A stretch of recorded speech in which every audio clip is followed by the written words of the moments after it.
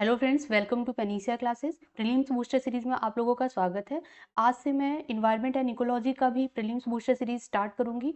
बहुत इंपॉर्टेंट है क्योंकि इससे भी क्वेश्चन जो है वो लगातार बढ़ता जा रहा है। ठीक है, तो जो यूपी पीसीएस प्रीलिम्स है, यूपी आरओ प्रीलिम्स है, उसमें इन्वायरमेंट से क्वेश्चन बढ़ रहा है, तो उसको ध्यान में रखते हैं। और ये जो है ये इजी सा टॉप मतलब है सब्जेक्ट। ठीक है, बहुत इजी है। इसको आप समझिए, अपने पर्यावरण के चारों ओर मतलब जहाँ रह रहे हैं आप, अपने चारों ओर देखिए और समझिए। और ये समझना बहुत ईज़ी है, मतलब एक बार अगर आपको याद हो गया तो फिर आप भूलेंगे नहीं। ठीक है, और अभी तक जो आते हैं थोड़े फैक्ट आते हैं और थोड़ा कॉन्सेप्ट भी आता है। ठीक है, तो चलिए हम लोग डिटेल में पढ़ेंगे। ये घटना चक्र की बुक है, नई वाली एडिशन जो है वही वाली है। ठीक है, 2023 की है ये। 2023 का ही अभी आया है, 2024 का भी आया नहीं है। तो 2023 तक का जो एडिशन है यही वाला एडिशन है। बहुत इंपॉर्टेंट है। इससे सीधे सीधे ये बुक अगर आप पढ़ जाते हैं, देखिए ये पूरी 264 पेज की बुक है। ठीक है, इसको हम लोग पढ़ेंगे तो 200 पेज में ये आएगा। और तो इसमें मतलब कुछ कुछ छोड़ना भी होता है। ठीक, तो ये 200 पेज मान लीजिए पढ़ेंगे आप, तो आपके जो क्वेश्चन है वो 10 से 15 क्वेश्चन पूरे इससे बन जाएंगे। एक दो क्वेश्चन भले मतलब नहीं बनते, वो तो किसी बुक से नहीं बनते हैं।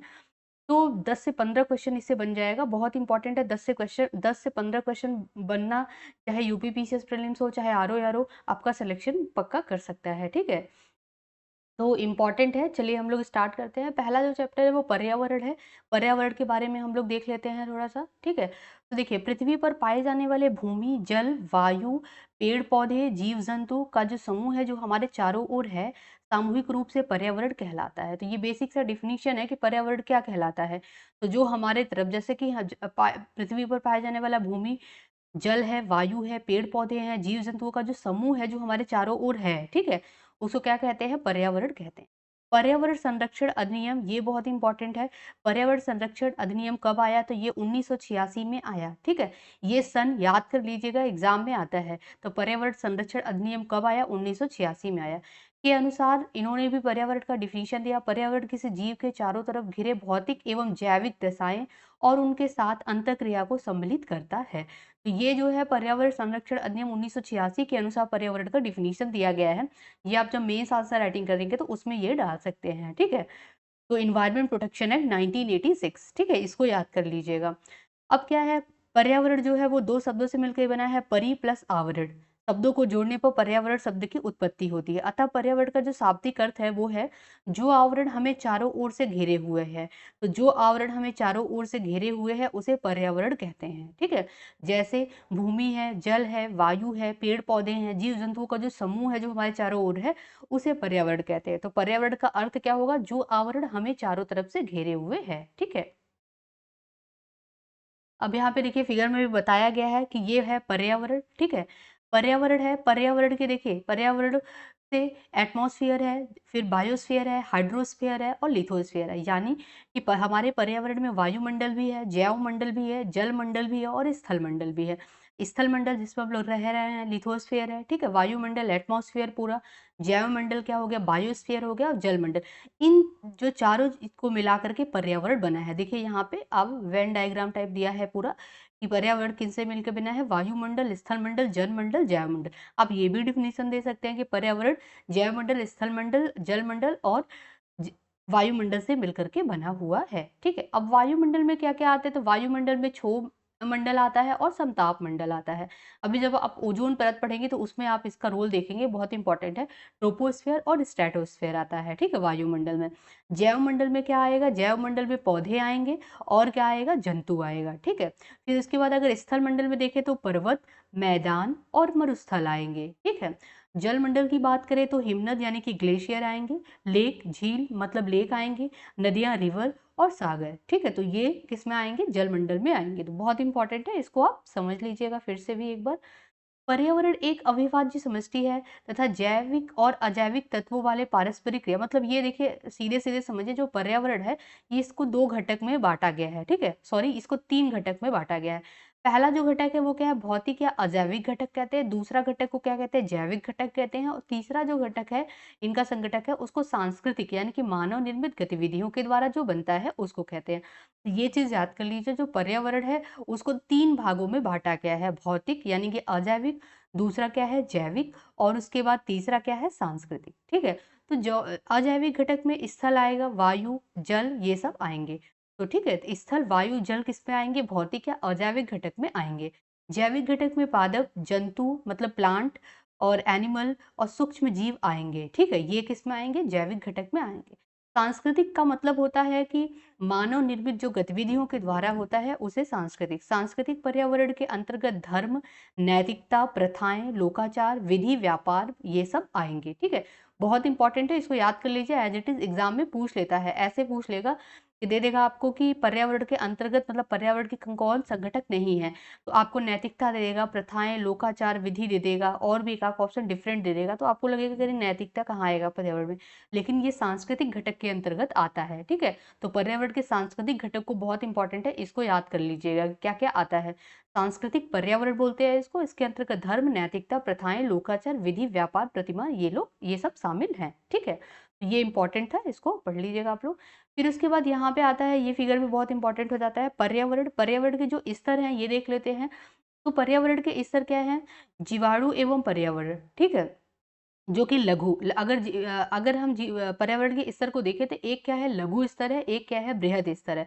लघु स्तर में जीवाणु आएंगे, ठीक है, जो पर्यावरण में है, और उसके बाद बृहद स्तर में वृक्ष का पर्यावरण आएगा। ठीक है, तो यहाँ पे क्या आएगा? जीवाणु का पर्यावरण आएगा और यहाँ पे बृहद में वृक्ष का पर्यावरण आएगा। ठीक है, फिर उसके बाद पर्यावरण के कारक को देखें हम, तो संसाधन के रूप में यूज करता है, मतलब करते हैं हम लोग, और उसके बाद नियंत्रक के रूप में भी पर्यावरण काम करता है। तो संसाधक के रूप में भी काम करता है और नियंत्रण के रूप में भी काम करता है, यानी नियंत्रक के रूप में भी काम करता है प्रकृति हमारा।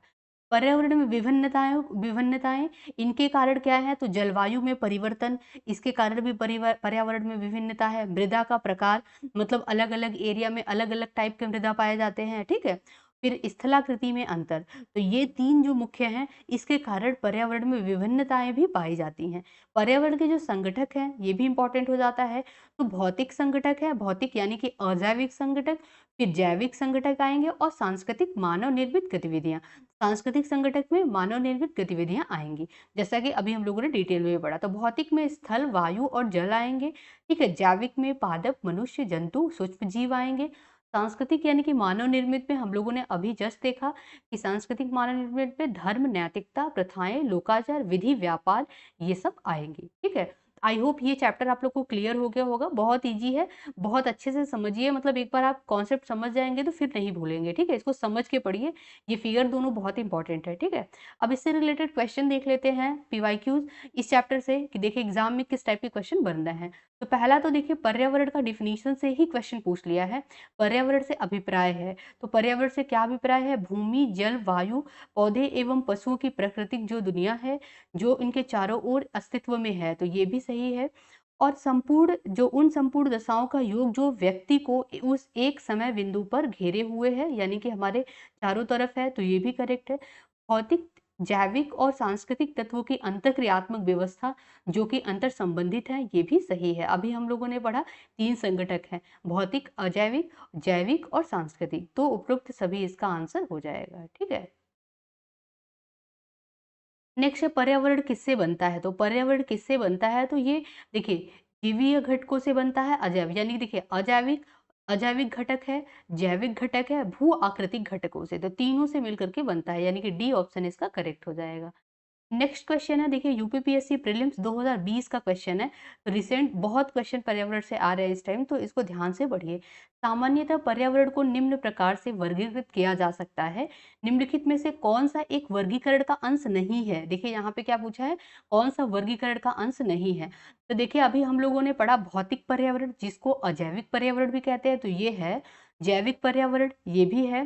सांस्कृतिक पर्यावरण के अंतर्गत नैतिकता, लोकाचार आते हैं, तो ये भी है। परिचालन पर्यावरण जो है ये नहीं है।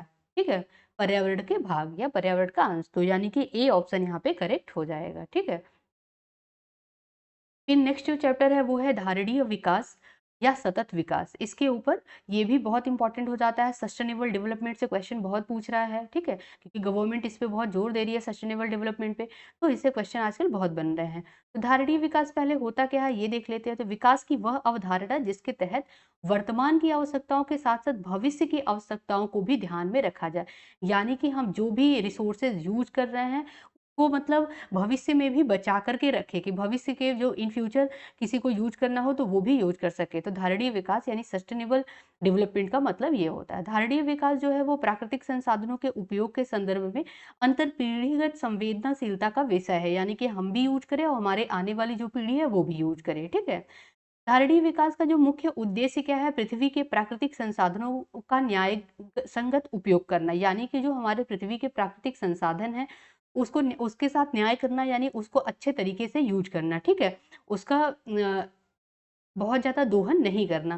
संरक्षण देखिए यहाँ पे दिया गया है, ये चीज़ बहुत इम्पोर्टेंट है कि इस शब्द की जो व्याख्या है यानी कि सस्टेनेबल डेवलपमेंट की व्याख्या सबसे पहले किसने की? तो 1987 में world commission on environment and development ने अपनी रिपोर्ट में आवर कॉमन फ्यूचर में की थी। तो देखिए जो 1987 में world commission on environment and development की रिपोर्ट आती है, रिपोर्ट का नाम रहता है आवर कॉमन फ्यूचर, ठीक है? तो आवर कॉमन फ्यूचर में सबसे पहले धारणीय विकास यानी कि सस्टेनेबल विकास के बारे में बात किया गया है। ये चीज़ बहुत इंपॉर्टेंट है, याद कर लीजिएगा। फिर आता है सन 1992 में क्या होता है? आयोजित होता है पृथ्वी सम्मेलन, रियो सम्मेलन भी इसको बोलते हैं। एजेंडा देखो रियो सम्मेलन कैसे? क्योंकि ये रियो दी जेनेरियो में हुआ था, ठीक है? तो 1992 में आयोजित होता है पृथ्वी सम्मेलन में घोषित किया जाता है जो एजेंडा 21 रहता है जिसको रियो घोषणा भी कहते हैं। इसके तहत क्या इसके प्रति पूर्ण समर्थन व्यक्त किया जाता है? किसके प्रति पूर्ण समर्थन? धारणीय विकास के प्रति, सस्टेनेबल डेवलपमेंट के प्रति। सबसे पहले सस्टेनेबल डेवलपमेंट का जो ज़िक्र आता है वो आता है आवर कॉमन फ्यूचर में 1987 में, ठीक है? फिर उसके बाद 1992 में क्या होता है? सहमति बन जाती है कि हाँ, हमें जो है धारणीय विकास करना चाहिए, सस्टेनेबल डेवलपमेंट पे जोर देना चाहिए। ये एजेंडा 21 रियो घोषणा में आता है, यानी कि पूर्ण समर्थन मिलता है इनको।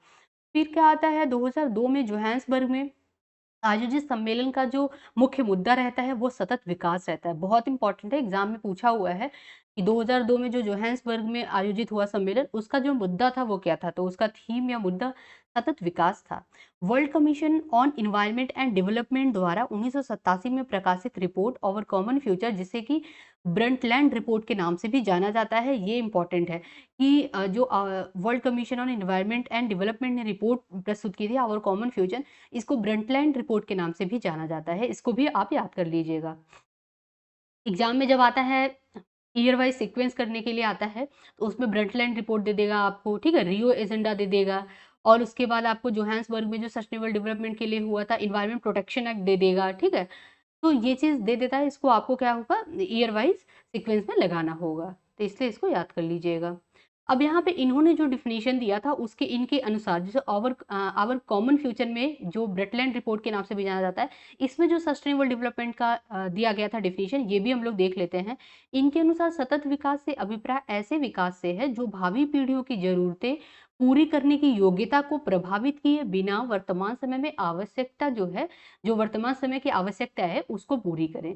ये एज इट इज एकदम इसको मतलब याद कर लीजिएगा, क्योंकि देखिए प्रीलिम्स में तो आता ही आता, मेंस में भी आपको अगर लिखना है आता है एनवायरनमेंट इकोलॉजी में, तो आप ये डेफिनेशन डाल सकते हैं इनके साथ ऐसे कह के कि जो world commission on environment and development की रिपोर्ट थी जो आवर कॉमन फ्यूचर, उसमें सस्टेनेबल डेवलपमेंट की डेफिनेशन ये दी गई थी, ठीक है? तो ये बहुत इंपॉर्टेंट है, इसको याद कर लीजिएगा।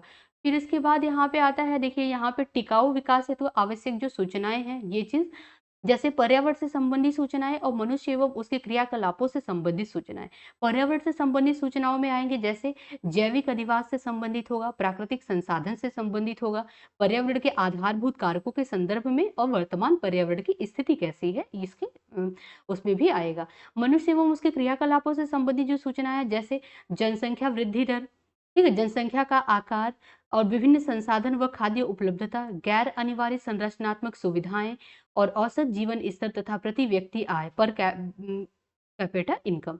तकनीकी स्तर कैसा है, ये चीज भी टिकाऊ विकास हेतु आवश्यक सूचनाएं, मतलब कि सस्टेनेबल डेवलपमेंट अगर आपको करना है तो सबसे पहले आपको इन सब चीजों पे ध्यान देना होगा कि हमारे जनसंख्या में कैसे वृद्धि हो रहा है, जनसंख्या का आकार क्या है, ठीक है, और हमारा पर कैपिटा इनकम कितना है, तकनीकी स्तर क्या है, ठीक है, उसकी स्थिति क्या है, ये सब हम लोगों को देखना होगा। अब ये देखिए जो चैप्टर है ये भी बहुत इंपॉर्टेंट चैप्टर है, इससे रिलेटेड पीवाईक्यूज कुछ देख लेते हैं जो कि एग्जाम में आए हुए हैं। तो पहला देखिए क्वेश्चन जो है वो कथन और कारण में दिया हुआ है। कथन में क्या कहा है? सतत विकास मानव समाज के कल्याण हेतु महत्वपूर्ण है, तो कथन ए सही है। अब आर में कहा है सतत विकास से अभिप्राय ऐसे विकास से है जो भावी पीढ़ियों की जरूरतें पूरी करने की योग्यता को प्रभावित किए बिना वर्तमान समय की आवश्यकता को क्या कर रहे हैं, पूरा कर रहे हैं। ठीक है, तो ये चीज यहाँ पे दिया गया है। इसका जो है दोनों सही होगा, ए और आर, और इसकी इसका एक्सप्लेनेशन भी कर रहा है। यहाँ पे डिफिनीशन आप देखेंगे तो यहाँ पे दिया गया है। ठीक है, ये जो डिफिनीशन है ये world commission on environment and development का जो डिफिनीशन दिया गया था वही डिफिनीशन है। अब देखिए यहाँ पे नेक्स्ट क्वेश्चन है, यूपीपीएससी प्रीलिम्स 2020 में ये क्वेश्चन आया हुआ है कि वर्ष 1987 में संयुक्त राष्ट्र ने पर्यावरण से संबंधित एक प्रतिवेदन की प्रस्तुति के उपरांत धारणीय विकास यानी कि सस्टेनेबल डेवलपमेंट पर चर्चा आरंभ की। वह प्रतिवेदन क्या था? ठीक है, तो आवर कॉमन फ्यूचर में इन्होंने बात की थी सबसे पहले धारणीय विकास की यानी कि सस्टेनेबल डेवलपमेंट की। अब यहाँ पे देखिए आपको अरेंज करने को आ गया, ये भी यूपीपीसीएस प्रीलिम्स 2020 का क्वेश्चन है। मतलब इन्वायरमेंट से क्वेश्चन बढ़ रहा है तो इसको सीरियसली लीजिए और अच्छे से पढ़िए। और इजी है, मतलब ये जो है सब्जेक्ट बहुत इजी है, इसको एक बार समझ लेंगे तो याद हो जाता है। निम्नलिखित घटनाओं को कालक्रम में हमें क्या करना है, कालक्रम में अरेंज करना है, मतलब सीक्वेंस वाइज। तो देखिए पहला जो है रियो पृथ्वी शिखर सम्मेलन और ब्रंटलैंड आयोग रिपोर्ट। अब देखिए जो ब्रंटलैंड आयोग रिपोर्ट है यही जो आवर कॉमन फ्यूचर है इसी को कहते हैं ब्रंटलैंड आयोग रिपोर्ट। ये कब आया? 1987 में आया। ठीक है, तो ये चीज यहाँ पे देख लीजिए। फिर उसके बाद मॉन्ट्रियल प्रोटोकॉल कब आता है? The limit to growth report कब आता है? इसको क्या करना है, हमें सीक्वेंस में अरेंज करना है। तो the limit to growth report आता है 1972 में। ठीक है, और मॉन्ट्रियल जो ब्रंटलैंड आता है ये 1987 में आता है। तो यानी कि देखिए चौथा नंबर आएगा सबसे पहले। तो चौथा में देखिए ये तीनों है, ये कट जाएगा। यहाँ पे the limit to growth report आ जाएगा 1972। फिर उसके बाद आ जाएगा ब्रंटलैंड आयोग 1987। फिर तीसरा आ जाएगा मॉन्ट्रियल प्रोटोकॉल और चौथा आ जाएगा रियो दी जेनेरियो में जो हुआ था रियो सम्मेलन। ठीक है, तो ये चीज यहाँ पे है। मॉन्ट्रियल प्रोटोकॉल कब आया था? 1989 में आया था। और रियो दी जेनेरियो जो सम्मेलन हुआ था, रियो पृथ्वी सम्मेलन, ये 1992 में हुआ था। ठीक है, बहुत इंपॉर्टेंट है, इसको as it is year wise रख लीजिए एकदम। देखिए यहाँ पे दिया है एजेंडा 21 आया था 1992 में। ठीक है, तो एजेंडा 21 कब आया? 1992 में। और कॉमन फ्यूचर जो है ये ब्रंटलैंड रिपोर्ट ये 1987 में आया।